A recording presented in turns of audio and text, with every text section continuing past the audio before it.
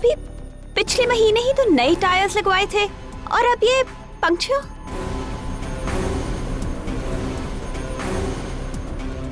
Excuse me ma'am, मैं आपकी कुछ मदद कर सकता हूँ? वो एक्चुअली मेरी कार का टायर पंक्चर हो गया है और यहाँ कोई मैकेनिक भी नहीं दिख रहा। नो प्रॉब्लम, मैं टायर बदल देता हूँ। Thank you so much. मैं डिक्की खोल देती हूँ। ठीक है।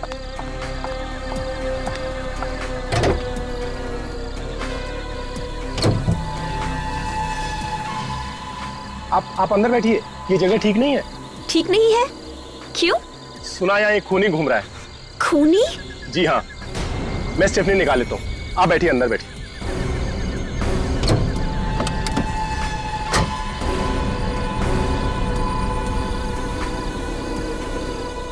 ओह माय गॉड।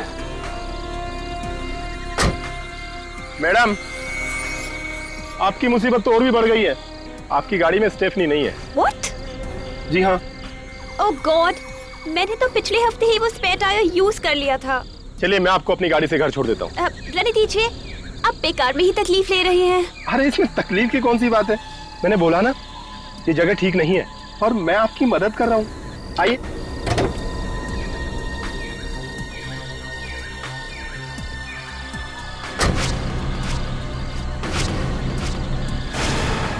लाइए।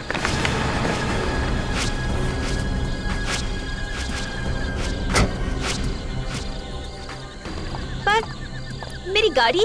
गाड़ी को ऐसी हालत में कौन ले जा सकता है? टायर पंचर है। चलिए।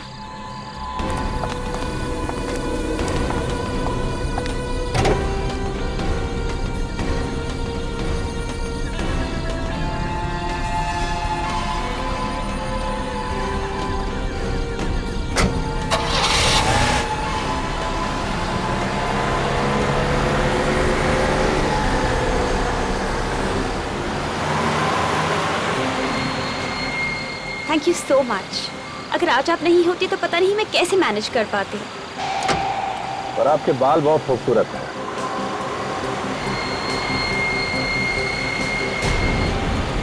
Thank you. आप यहाँ से क्यों मुड़ रहे हैं? मेरा घर उस तरफ है। अच्छा, ये रास्ता तो जंगल की तरफ जाता है ना? हाँ, और मैंने आपसे कहा था ना कि मेरा घर उस तरफ है। अरे तो जंगल में लेना चाहिए था ना। What nonsense! देखिए प्लीज, अब गाड़ी इसी वक्त रोक दीजिए। अब गाड़ी तब ही रुकेगी जब मैं चाहूंगा। What? I'm warning you, mister. ये आप बिल्कुल ठीक नहीं कर रहे। ठीक काम करना कितना बोरिंग होता है। कभी गलत काम करके देखिए, बहुत मजा आता है। गाड़ी रोको। Help! Help! बचाओ! कोई फायदा नहीं, यहाँ तुम्हारी चीखें सुनने वाला कोई नहीं है। कोई है? बचाओ! कुछ नहीं होगा, दरवाजे शीशे सब लॉक्ड है। आखिर तुम चाहते क्या हो? तुम्हें पैसे चाहिए? पैसे नहीं, पैसे से भी ज्यादा अनमोल। पैसे से भी ज्यादा अनमोल? जी हाँ, तुम्हारी जान। What? मेरी जान? हे भगवान, ये मैं किस मुसीबत में फंस गई हूँ? देखिए प्लीज, मैंने आपको क्या बिगाड़ा है? मैंने आप पे भरोसा किया और आप? अब कुछ नहीं हो सकता।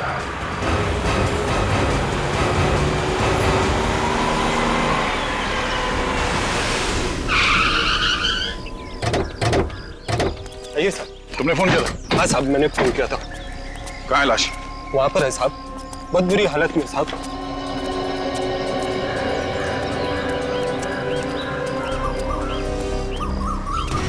बाल को सर के खाल से उखाड़ के निकाला है और इसके हाथ भी बांधे हुए। हाथ बांध के खून करना मतलब खूनी के पास काफी टाइम था। मतलब पहले वायर से इसका गला घोटा और उसके बाद चाकू से मारा गया। मुझे तो लगता है कि ये तंत्र मंत्र का चक्कर है सर। सर लेकिन खूनी इसके बालों का करेगा क्या? खूनियों के दिमाग में क्या चलता है कोई बता नहीं सकता। कोई चीज घुस गई होगी उनके दिमाग में, कुछ भी कर सकते हैं।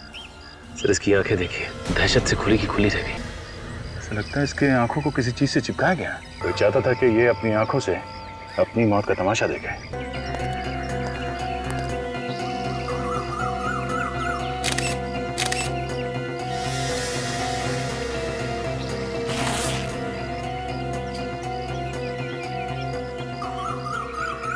जब तुम यहाँ पर आए तो किसी को देखा यहाँ पे आसपास? नहीं साहब, कोई नजर नहीं आया। कोई नहीं था? नहीं साहब। सर, इसमें ये ग्रीटिंग कार्ड है। कुछ इसके शरीर पे इतने वार क्यों किए? पागल है खूनी, एकदम वैशी। इसके पूरे शरीर को चाकू से बुरी तरह से छलनी कर दिया, लेकिन फिर भी वो रुका नहीं। वो वैशी यहाँ रुका नहीं, उसने तार से इस बेचारे का गला घोटा और उसे मार डाला। सैडिस्ट? हाँ, सैडिस्ट। ऐसा आदमी जिसे दूसरों को तकलीफ में देखकर खुशी मिलती है, किसका सुकून मिलता है। ये सब सुन के तो मेरा दिल ही दहल गया है। कितनी बेरहमी से मारा होगा इसे। और सुन के इसकी लाश के पास से जो जूते का निशान मिला है, उससे कुछ पता चला? सर इससे सिर्फ इतना पता चला है कि निशान 9 नंबर के जूते का। 9 नंबर का जूता? मतलब खूनी 9 नंबर का जूता पहनता है।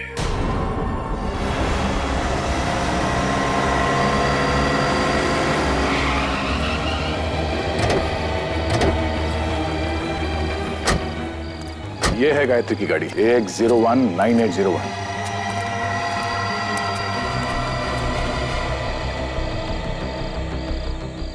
ये क्या? टायर पंक्चर है।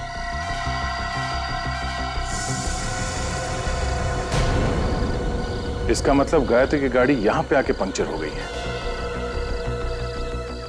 सर टायर में तो 4-4 कीले हैं। एक ही टायर में 4-4 कीले? हाँ सर, ये देखिए। ओह माय गॉड, इसका मतलब है किसी ने जानबूझकर टायर को पंक्चर किया है। जरा गाड़ी चेक करो अंदर से।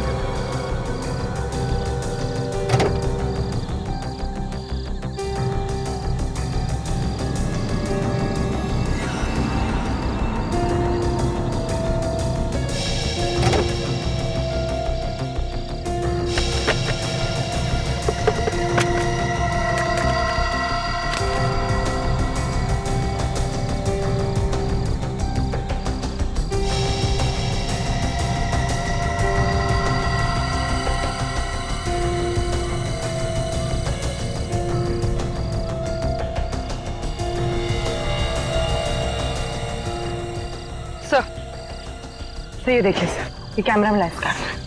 चलो कुछ तो मिलेगा इसमें। ये देखिए, ये रजिस्ट्रेशन कार्ड मिला है। हाँ? ये क्या? ये गाड़ी गायत्री के नाम से रजिस्टर्ड नहीं है, किसी संजय के नाम पे है। ये क्या चक्कर है? दिल में नफरत भरी हो किसी के लिए तभी कोई ऐसे खून करेगा। गायत्री के बाल तक उखाड़ लिए उसने, खाल के साथ। हाँ सर, बड़ी बेरहमी से खून किया उसका। गायत्री की लाश देख के तो मेरा दिल ही दहल गया सर। और ये सब उसने ऐसा ही नहीं किया है बिना सोचे समझे, काफी प्लानिंग की है उसने पहले। और बेचारी गायत्री उस प्लानिंग में फंस गई। उसे तो पता भी नहीं चला होगा कि उसकी कार का टायर ऐसे ही पंचर नहीं हुआ है, बल्कि जानबूझ के किया गया है ये सब। सर हो सकता है ये जो कोई भी हो, इसका गायत्री के साथ कोई लव अफेयर हो कॉलेज के जमाने में, और उसी वक्त इसका दिल टूट गया हो। लेकिन गायत्री के बाल लेके क्यों गया वो? सर जब वो खून कर रहा था तो उसने गायत्री की आंखें किसी चीज से खुली रखी हुई थी ताकि वो ये सब। सर इस खूनी ने गायत्री के हाथ पे वो कुछ सीक्रेट मैसेज भी लिख रखा था। किसी पुराने जमाने की भाषा थी वो। इतना सब कुछ करके गया है वो आदमी, सीधा साधा दिमाग तो नहीं है उसका। उसके दिमाग को पढ़ने के लिए मैंने एक क्रिमिनल प्रोफाइलर को बुलाया है, देखें क्या बताता है। सर अभी देख, तो मिले संजय से जिसके नाम पे ये गाड़ी रजिस्टर्ड है? हाँ सर, मैंने संजय से बात की। 2 महीने पहले संजय ने गाड़ी गायत्री को बेची थी। उस वक्त गायत्री के पास कोई एड्रेस प्रूफ नहीं था, इसलिए आज भी वो गाड़ी संजय के नाम पे ही है। तो ये संजय क्या गायत्री का एड्रेस नहीं जानता है? नहीं सर। सर गायत्री के पास एड्रेस प्रूफ नहीं है, मतलब कहीं गायत्री किसी और शहर से तो नहीं रहने आई? हो सकता है ये खूनी भी उसी दूसरे शहर से आया हो, गायत्री का पीछा करते हुए उसका खून करने के लिए। ये जो गायत्री की कार से हमें कैमरा मिला था ना, उसे जरा अटैच करो कंप्यूटर के साथ। सर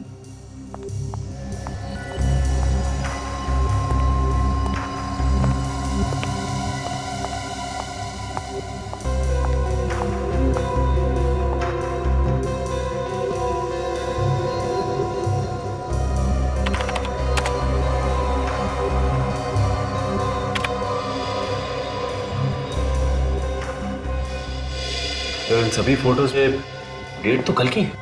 सर गायत्री काफी फोटोजेनिक थी। फोटोज देख के लगता है कि उसे अपनी फोटोज खिंचवाने का काफी शौक था। हर फोटो में कपड़े अलग अलग पहने हुए हैं। और हेयर स्टाइल भी अलग है। फोटोज देख के तो लगता है कि ये कोई मॉडल या एक्ट्रेस थी। एक मिनट, ये जो मॉल है ये तो आईसीजी रोड पे है ना? Yes sir. सर कहीं इस आईसीजी रोड और गायत्री के बीच में कोई संबंध तो नहीं? हो सकता है। अब ये तो हमें आईसीजी रोड से ही पता चलेगा।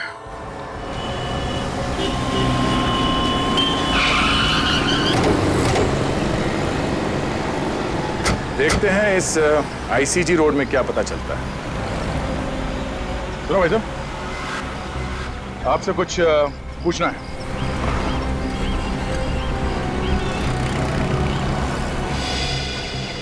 आपसे कुछ पूछना है। सर ऐसा लगता है बेचारा बोल नहीं सकता। 10 रुपए। अरे सर, ये तो बोल पड़ा। ये लो, 20 रख लो। अब तो मुंह खोलेगा ना? पूछिए। अच्छा, इस लड़की को देखा है सड़क पे आते जाते हुए?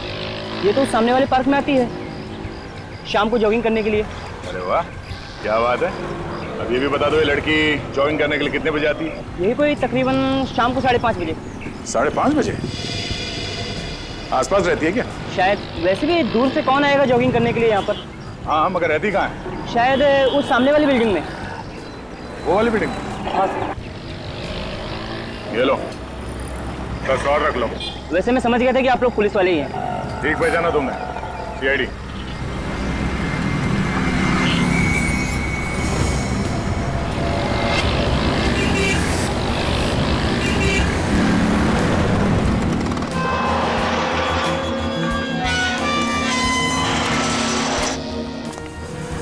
देखते हैं यहाँ क्या मिलता है। हाँ सर, ये कैसे पता चलेगा कि लड़की किस फ्लैट में रहती है? हाँ हाँ, वही गायत्री। हाँ, मेरी पेइंग गेस्ट है। उसको लेकर बहुत परेशान हूँ। वो रात से घर नहीं आई। एक्सक्यूज मी, ये गायत्री आपके यहाँ पे पेइंग गेस्ट है? हाँ, गायत्री मेरी पेइंग गेस्ट है। मगर आप लोग कौन? मैं इंस्पेक्टर दया। आप इस गायत्री की बात करिए। हाँ हाँ, मैं इसी गायत्री की बात कर रही हूँ। मगर क्या हुआ इसे? दरअसल इसका खून हो गया। खून? ओह माय गॉड, आप लोग क्या कह रहे हैं? मुझे तो कुछ भी समझ में नहीं आ रहा है। गायत्री का खून? किसने कर दिया गायत्री का खून? वही पता करने की कोशिश कर रहे हैं। क्या हुआ? रोहन, ये लोग सीआईडी से हैं और बोल रहे हैं कि गायत्री का खून हो गया। क्या? गायत्री का खून हो गया? गायत्री मुझे छोड़ के कैसे जा सकती है? कौन है ये? ये रोहन है, गायत्री का बॉयफ्रेंड। उसके साथ यहीं रहता है। किसने किया गायत्री का खून? से देखिए, अभी हमें कुछ पता नहीं चला है। वैसे आपको किसी पे शक है? नहीं। अच्छा, आप ये बता सकते हैं कि गायत्री को आप कब से जानते हैं? पिछले 1 साल से सर। हम दोनों फिल्म के ऑडिशन पर गए थे, वहीं हमारी मुलाकात हुई। गायत्री भी आपकी तरह एक्टर बनना चाहती थी? जी। कि गायत्री कल रात से गायब है, तो तुमने पता करने की कोशिश नहीं की कि वो कहाँ है, कैसी है? मैं आज सुबह ही पूना से वापस आया हूँ। मेरी शूटिंग चल रही थी वहां पर। गायत्री को फोन मिला ही रहा था कि इतने में आप लोग आ गए। गायत्री की कार में हमें एक कैमरा मिला है। इसमें गायत्री की कुछ फोटोग्राफ्स हैं। क्या ये उसकी पोर्टफोलियो है? जरा देखो। पोर्टफोलियो?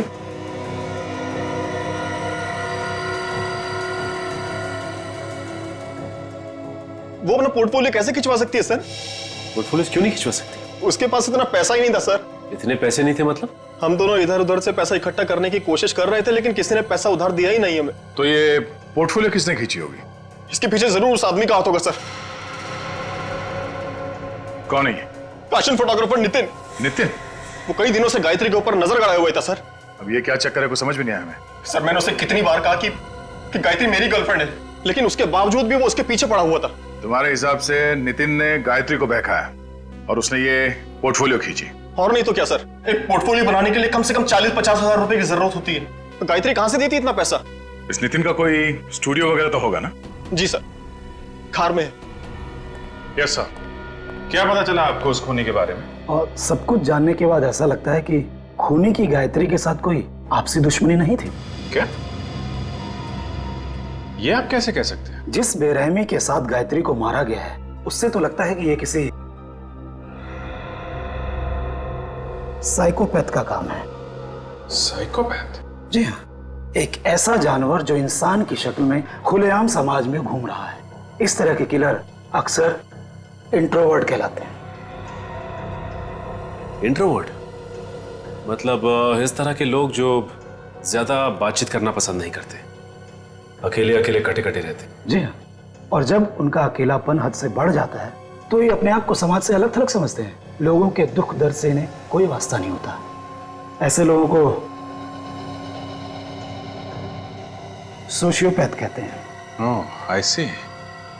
लेकिन एक बात समझ में नहीं आ रही, ये सोशियोपैथ ये गायत्री के बाल स्किन के साथ क्यों लेके गया होगा? हो सकता है वो बालों को मेडल की तरह संभाल कर रखना चाहता हो। उसे इस बात का गर्व हो कि उसने समाज के किसी एक व्यक्ति को मार दिया। मतलब ये खून इस खूनी के लिए एक लड़ाई है, एक जंग, वो भी समाज के खिलाफ। ऐसा ही कुछ समझ लीजिए। और उसे समाज से इतनी नफरत क्यों है? ज्यादातर बीमार खूनी ऐसा समझते हैं कि समाज ने उन्हें ठुकराया है, उनके साथ अत्याचार किया है, फिर उनका गुस्सा इस तरह से समाज के खिलाफ निकलता है। मतलब समाज के खिलाफ जब जब इस खूनी का गुस्सा बाहर आएगा वो इस शक्ल में आएगा, और खून और लाशें। बिल्कुल, आप इसे कोई मामूली खूनी मत समझिए, ये एक बहुत ही खतरनाक इंसान है। A serial killer. Serial killer? जी हाँ, जितने जल्द से जल्द हो सके इसे पकड़ लीजिए, क्योंकि जब तक ये खूनी खुलेआम समाज में घूमेगा, समाज का कोई भी व्यक्ति सुरक्षित नहीं है। इसे ढूंढने की कोशिश जारी है। फिलहाल अभी हमें इतना ही पता चला है कि ये खूनी 9 नंबर के जूते पहनता है।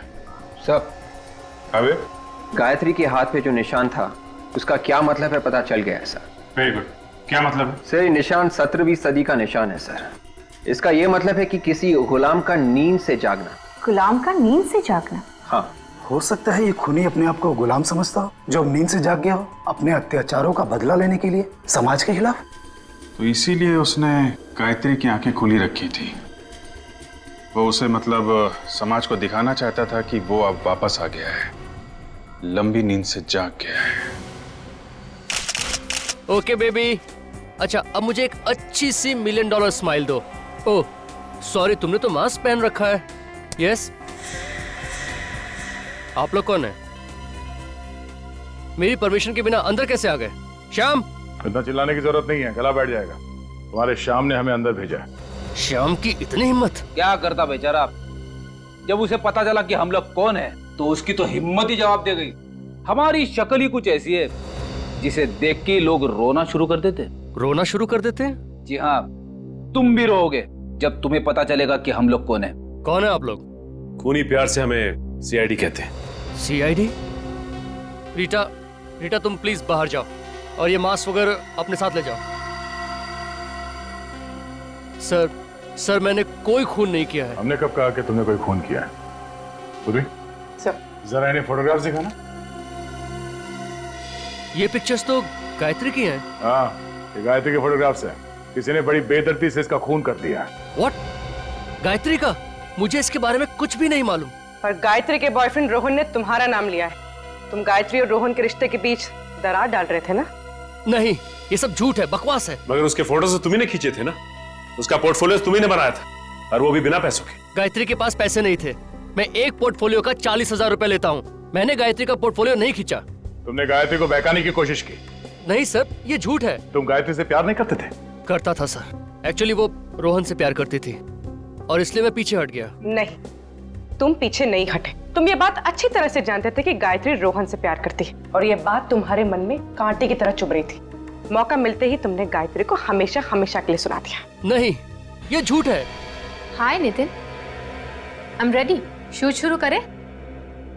रुचि तुम प्लीज थोड़ी देर बाद आना। क्यों?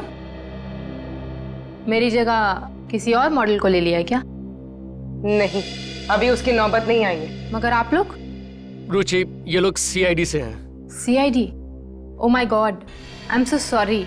रुचि, ये लोग मुझ पर गायत्री के खून का इल्जाम लगा रहे हैं। आपको कोई गलतफहमी हुई है। नितिन किसी का खून नहीं कर सकता। अच्छा, तो नितिन तुम ही बताओ, कल रात 9 बजे तुम कहाँ थे? सर, कल सुबह मैं 10 बजे से लेकर 12 बजे तक ऑफिस में था। आप चाहे तो रुचि से पूछ सकते हैं। जी सर, एक शैम्पू की एड का प्रिंट शूट था, उसी की रिहर्सल चल रही थी। शैम्पू के ऐड का शूट? उसमें मॉडल कौन थी? सर, रुचि। ओह, रेडी? जरा जूता चेक करना इनका। ऐसे वक्त पे मुझे विवेक की बड़ी याद आती। कुछ बोला तुमने? कुछ नहीं सर, मैं जूता चेक करता हूं।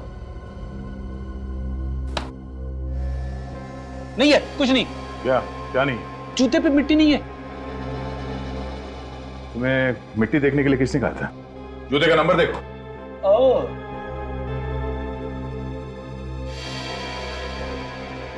जूते का नंबर 8। 8? पूर्वी, जरा वो फोटोग्राफ दिखाना। आप जरा एक फोटोग्राफ देख के बता सकते हैं कि ये फोटो किसने खींची? ऐसे बता पाना तो बहुत मुश्किल है, बट ऐसी बैकग्राउंड मैंने कहीं देखी है। ऐसी बैकग्राउंड मैंने रूपा की पिक्चर्स में देखी है। रूपा? तुम्हारे पास उस रूपा का नंबर है? हाँ है। इट्स 161-242-682। हेलो। हेलो। हाँ, क्या मैं रूपा से बात कर सकती हूँ? कौन बोल रहा है? जी मैं उसकी सहेली बोल रही हूँ। रूपा कल रात से घर नहीं आई है। What? ओके। क्या? सर, रूपा के पिताजी ने फोन उठाया था, कह रहे हैं कि वो कल रात से घर नहीं आई। कल रात से रूपा घर नहीं लौटी? हेलो। हाँ, कहाँ पे? ठीक है, हम लोग पहुंचते हैं। सर। हाँ? एक और खून हो गया है, एक लड़की का खून, और उसी एरिया में जहां पे गायत्री का खून हुआ था। जरा इस रूपा का फोटोग्राफ देना। हो क्या रहा है? एक और खून, वो भी उसी जगह पे।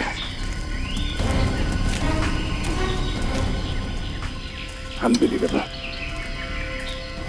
हटिए प्लीज, हटिए। सर, या तो ये खूनी बहुत ही होशियार है या फिर बहुत बड़ा बेवकूफ। ये तो रूपा है। ओह नो, न जाने इसके पिता पे क्या गुजरेगी। इस लड़की को भी ठीक वैसे ही मारा है जैसे गायत्री को। ये खूनी फीमेल मॉडल्स को ही अपना निशाना क्यों बना रहा है? सब मॉडल्स को किसी तरह से बताना होगा कि सावधान रहे, तो एक और खून होने से रोक सकते हैं। नहीं तो न जाने और कितनी मॉडल्स को अपनी जान देनी पड़ेगी। क्या सालुंखे? हाँ, हमें कोई एक सुराग चाहिए जो हमें खूनी तक यूं पहुंचा दे। है ना, सुराग है ना? तो दिखा। नहीं, दिखा नहीं सकता। ये सूंघो, ये जरा स्टिक सूंघ के देखो। तो ये खुशबू तो जानी पहचानी लग रही है। और बॉस, अब जरा ये स्टिक सूंघ के देखो। ये तो गायत्री के परफ्यूम की खुशबू है। एग्जैक्टली, ये वही परफ्यूम है जो गायत्री ने लगा रखा था। सर, ये पहले वाला परफ्यूम का सैंपल जो आपने सूंघा था, वो इस रूपा के कपड़ों से हमें मिला है। मतलब सर, खूनी उन्हीं मॉडल्स को मार रहा है जो ये वाला परफ्यूम लगाती है? नहीं विवेक, मुझे लगता है ये परफ्यूम उस खूनी का है, और वो ये परफ्यूम सिग्नेचर के तौर पर खून करने के बाद लाशों पर लगाता है। और अगर मेरा शक सही है तो गायत्री और रूपा का खूनी एक ही है, एक ही। काजल, ये केस देखो। सीरियल किलर खून करने के बाद लोगों की नाक काट देता है। पता नहीं इन खूनियों के दिमाग इतने टेढ़े क्यों होते हैं। दिमाग तो इन लोगों के पास भी हम लोग जैसे ही होते हैं, बस फर्क सिर्फ इतना होता है, ये अपना दिमाग गलत जगह इस्तेमाल करते हैं। कुछ पता चला सीरियल किलर के बारे में? हाँ सर, एक केस मिला है सर, 4 साल पहले का है। खूनी का नाम राका है। मारने का तरीका बिल्कुल वैसा ही है जैसे गायत्री और रूपा को मारा गया था, और मारने के बाद लाशों के बाल भी काटे गए। मगर क्या? मगर सर, लाशों के हाथों पे वो गुलाम की नींद से जागने वाला निशान नहीं है सर। नहीं, फिर ये नहीं हो सकता। ये सीरियल किलर कभी अपना पैटर्न चेंज नहीं करते हैं, मारने का तरीका वही रहता है। ढूंढो और ढूंढो, देखो किसी फाइल में मिलता है क्या। सचिन, वो परफ्यूम एक्सपर्ट से बात हुई क्या? हाँ सर, उसने आज दोपहर को ही बुलाया मिलने के लिए। मिल गया सर, मिल गया सर। ये देखिए, 15 साल पहले का केस है। पहले हथौड़े से सिर पे मारता है, चाकू मारता है, उसके बाद गला दबाता है, बाल खाल के साथ उखाड़ता है, और हाथ पे वो गुलामों का निशान। सिर्फ फीमेल मॉडल्स को मारता है। यही है वो। शांतनु नाम है इसका। सर, दिखने में तो काफी शरीफ दिखता है। कौन कह सकता है कि इस शरीफ चेहरे के पीछे कितना भयानक चेहरा छुपा हुआ है। ये क्या चक्कर है? क्या हुआ सर? इसमें लिखा है कि शांतनु की सजा 2015 में खत्म होगी। मतलब वो अभी अभी जेल में ही होगा। मतलब सर ये शांतनु जेल के अंदर से ही सारे खून कर रहा है? हो सकता है कि शांतनु जेल में बैठ के खून कर रहा हो, या फिर यह भी हो सकता है कि कोई बिल्कुल उसी तरह से खून कर रहा है जैसे कि शांतनु करता था। Copy cat killer. नकलची। इसमें यह भी लिखा है कि ये शांतनु आखिर तक चीखता रहा कि वो खूनी नहीं है, उसे फंसाया जा रहा है। कहीं ऐसा तो नहीं कि ये वाकई निर्दोष हो और असली खूनी अभी भी बाहर घूम रहा है? सर इस केस की जिम्मेदारी किसी इंस्पेक्टर विजय के ऊपर थी, शायद उनसे कुछ और भी पता चल जाए। ठीक है, इंस्पेक्टर विजय से मिलना पड़ेगा। आप सीआईडी वालों की मेहनत और हिम्मत की दाद देनी पड़ेगी। 2 लड़कियों का खून क्या हो गया? 8 साल पुरानी केस आपने खोल दी। वाह इंस्पेक्टर विजय, मैंने आपसे कहा ना कि कभी कभी नए केस सॉल्व करने के लिए पुराने मुर्दे उखाड़ने पड़ते हैं। आपको क्या लगता है कि मैंने कोई गुनाह किया? मैंने ऐसा नहीं कहा, बल्कि जिस तरह से जल्दबाजी में आपने ये फाइल बंद कर दी, उससे तो लगता है कि आपके इरादे ठीक नहीं थे।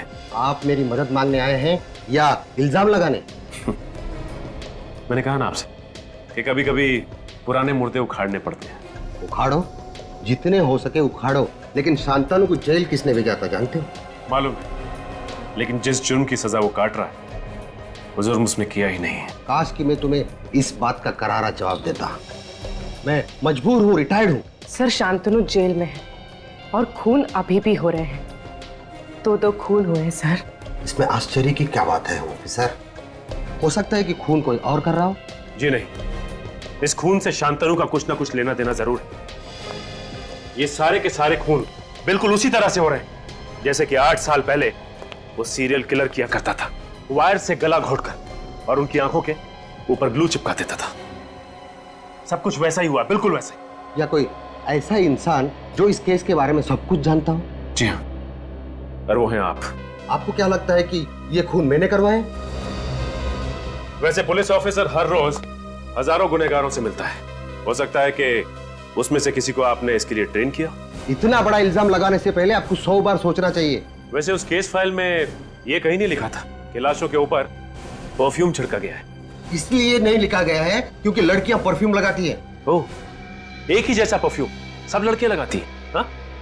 आपने ये क्यों नहीं सोचा कि ये परफ्यूम खूनी ने उनके ऊपर छिड़का होगा? छिड़का तो क्या? तो ये कि ये परफ्यूम वाली बात खूनी को कैसे पता चली? क्योंकि ये बात तो किसी भी फाइल में नहीं लिखी थी। मुझे कैसे मालूम कि खूनी को कैसा पता चला? सर लगता है शांतनु बेकसूर है, असली खूनी बाहर ही घूम रहा है। अगर असली खूनी बाहर घूम रहा है तो 8 साल से कहां था? 2003 से लेकर 2011 तक ऐसे खून उसने क्यों नहीं किए? अच्छा ये बताइए कि इस 8 साल पुराने केस में शांतनु के अलावा आपको और किसी पे शक था? हाँ, एक अनुज नाम का आदमी था, पर अदालत ने उसे छोड़ दिया। अनुज? ये अनुज कहाँ है आजकल? पता नहीं, सुनने में आया कि केस खत्म होते ही वो देश छोड़कर चला गया। देश छोड़कर चला गया? कहाँ गया वो? सर ऐसे कुछ परफ्यूम सीआईडी ब्यूरो में रखना चाहिए। क्यों? खरीद क्यों नहीं लेते तुम? सर आप तो जानते हैं कि परफ्यूम्स कितने महंगे आते हैं। ये बात तो है। एक्सक्यूज मी ऑफिसर, हाँ? आपने जो परफ्यूम का सैंपल दिया था उसका ब्रांड पता चल गया है। पता चल गया? That's great. कौन सा ब्रांड है? इसका नाम है फ्रेग्रेंस मेनिया। Fragrance mania? जी हाँ, ये स्पेशली फ्रांस में बनता है और इंडिया में ऐसी बहुत कम दुकानें हैं जहाँ पे ये मिलता है। मगर फिर भी ऐसी कोई तो जगह होगी जहाँ से हम लोग ये परफ्यूम खरीद सकते हैं। हाँ, ऐसी एक जगह तो है। कौन सी? Excuse me, I am Inspector Sachin from CID. Hello sir, nice to meet you. ये है पूर्वी और मिस्टर फ्रेडी। क्या ये भी सीआईडी में ही है? क्यों? मुझे किसी चिड़ियाघर में होना चाहिए था क्या? नहीं, मेरा कहने का वो मतलब नहीं था। अच्छा कहिए सर, मैं आपकी क्या मदद कर सकता हूँ? 8 साल पहले अनुज कुमार नाम का आदमी 28 अक्टूबर 2003 को हिंदुस्तान छोड़कर बाहर गया था। हम ये जानना चाहते हैं कि हिंदुस्तान छोड़कर कहाँ गया था और हिंदुस्तान वापस कब कब आया। बता सकते हैं आप? 1 मिनट सर, बोल देता हूँ।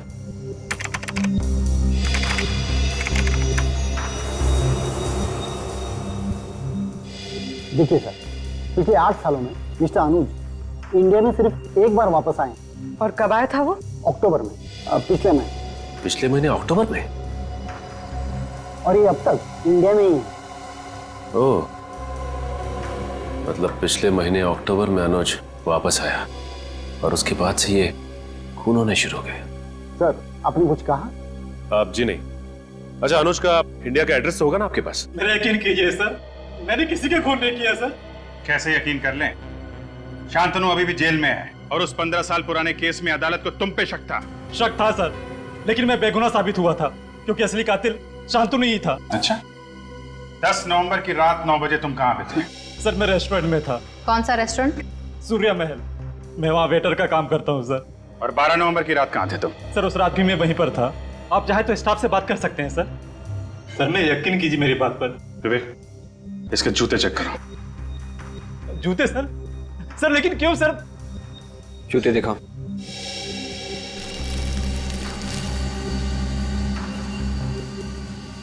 सर मैं निर्दोष हूं सर, मैंने कुछ नहीं किया सर। ये वाला।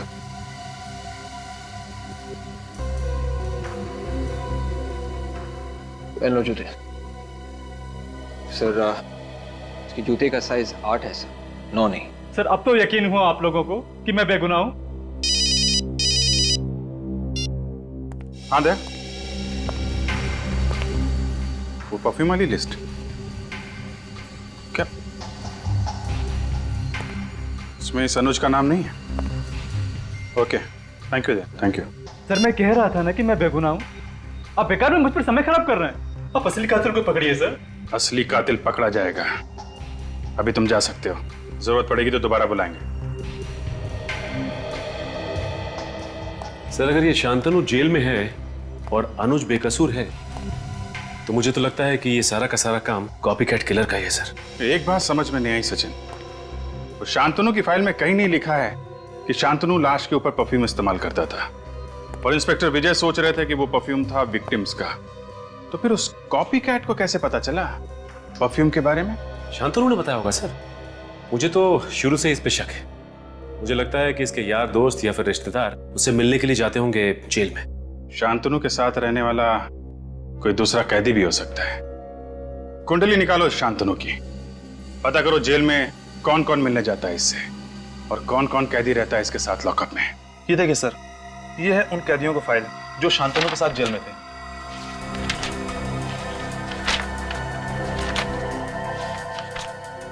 सत्रह कैदी है तो ये कैदी किसी के साथ ज्यादा घुलते मिलते नहीं है। काफी वक्त लगता है इन्हें किसी के साथ दोस्ती करना।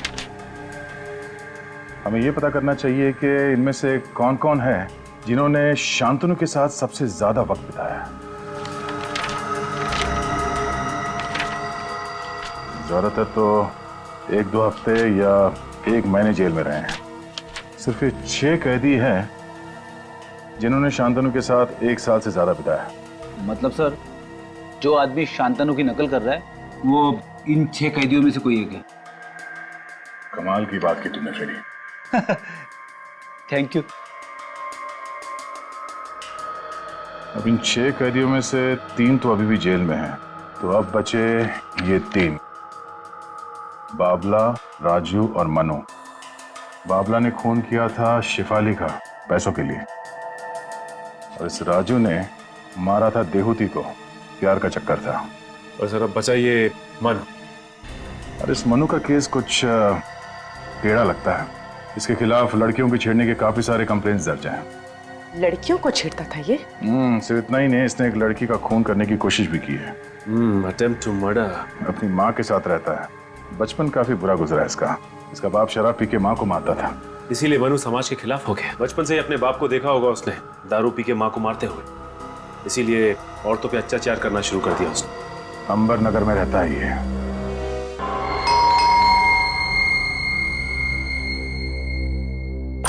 कौन है आप लोग? सीआईडी। सीआईडी? अब क्या लेने आए? मैंने तो सब कुछ छोड़ दिया है। अच्छा, सब कुछ छोड़ दिया? हाँ। अभी पता चल जाएगा छोड़ दिया या नहीं। घर की तलाशी लो।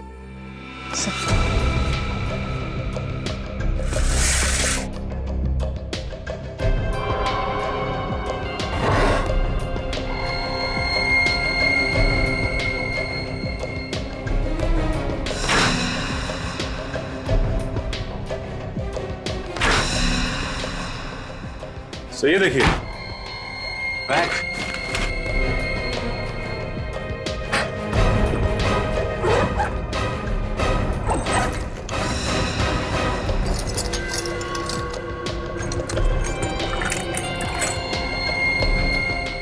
चाकू, ये वायर। तुमने सब छोड़ दिया था ना?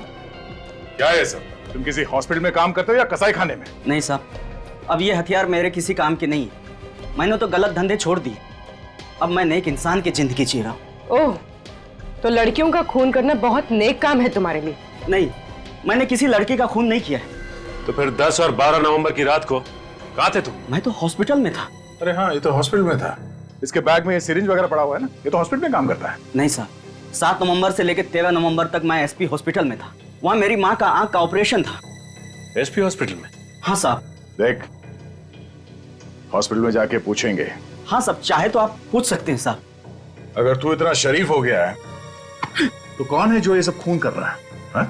मुझे क्या मालूम साहब। शांतनु को जानता है? शांतनु? हाँ, शांतनु। खास था ना तो उसका? नहीं साहब, मैं उसका खास आदमी नहीं हूँ। उसका खास आदमी तो गोगा है, बहुत करीबी था उसका। सचिन, जरा जेल में फोन करके पता करो। सर, अभी पता चल जाएगा। हेलो। हाँ जेलर साहब, मैं सीआईडी से इंस्पेक्टर सचिन बोल रहा हूँ जी। अच्छा, ये आपकी जेल में शांतनु के साथ साथ ये गोगा भी था ना? जी हाँ, गोगा। उसकी सारी डिटेल्स चाहिए थी हमें। मेरा नंबर नोट कीजिए, 1569432285। Okay, thanks sir. जेलर साहब अभी सारी डिटेल भिजवाते होंगे। ठीक है। और क्या जानते हो तुम इस गोगा के बारे में? साहब, गोगा बहुत खतरनाक आदमी है। उससे जेल में गार्ड्स भी बात करने से डरते थे। सर, लगता है जेलर साहब ने गोगा की डिटेल्स भेजी है। ये देखिए सर, इसकी हाइट 5 फुट 10 इंच, रंग गेहुआ, उसका वजन 76 केजीज, जूते का नंबर 9 नंबर का जूता। आगे पढ़ो। और सर, इसमें यह भी लिखा हुआ है कि ये गोगा किसी से ज्यादा बातचीत करना पसंद नहीं करता था सिवाय शांतनु के, क्योंकि ये दोनों सौतेले भाई थे। ओह, तो ये चक्कर है। इसलिए शांतनु ने गोगा को एक एक चीज बताई खून करने की, और ये गोगा शांतनु की नकल करता है, उसी के नक्शे कदम पे चलकर लड़कियों को मार रहा है। और सर, इसमें यह भी लिखा है कि इस गोगा को दारू पीने की लत थी और ये अक्सर रॉक एंड रोल पब में जाया करता था। Rock and roll pub? और तो और इसकी गिरफ्तारी भी रॉक एंड रोल पब में ही हुई थी। क्या बात है, गिरफ्तारी रॉक एंड रोल पब में हुई थी, और अब फांसी की खुशखबरी भी वहीं पर मिलेगी उसे, रॉक एंड रोल पब में।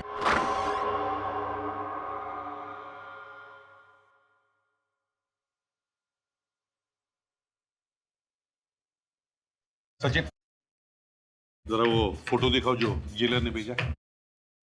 सर, ये रही।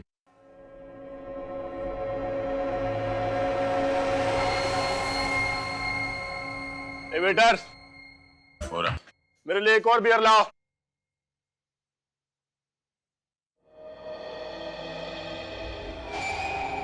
लाओ।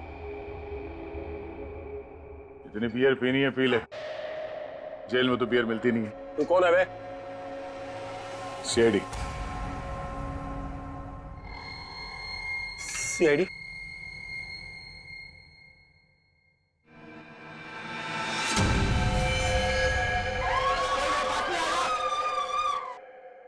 गोली मार दूंगा।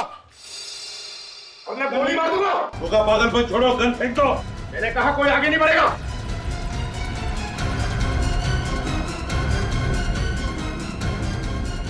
भाग।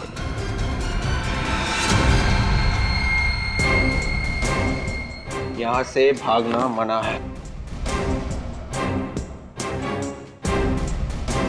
क्यों? दो खून करके यहाँ रॉक एंड रोल पब में आकर बियर पी रहे हो? तेरे पापों का घड़ा भर गया गोगा, भर गया तेरे पापों का घड़ा। याद देखा तूने? हाँ? जब ये किसी पे पड़ता है ना तो अच्छे अच्छों के नशे उतर जाते हैं।